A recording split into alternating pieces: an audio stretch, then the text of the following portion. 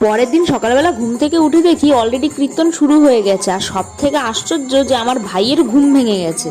তারপর আর তেমন কিছু ভিডিও করা হয়নি, আমি যেহেতু বাড়িতে ছিলাম না। এটা না আবার দুপুরবেলার ভিডিও। এখানে দুপুরবেলা খেতে দেওয়া হচ্ছিল। দুপুরবেলা ছিল খিচুড়ি, একটা তরকারি আর পায়েস।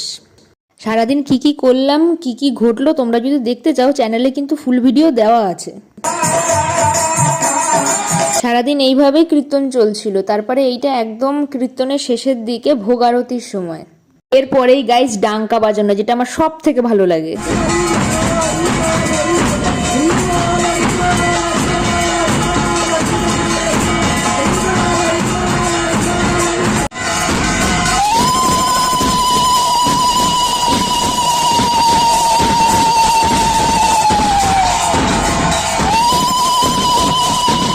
তারপরে সবাই মিলে ভোগের প্রসাদ খাচ্ছিলাম আর ভাবছিলাম এত আয়োজন, এত লোকজন, সব শেষ, আবার 1 বছর।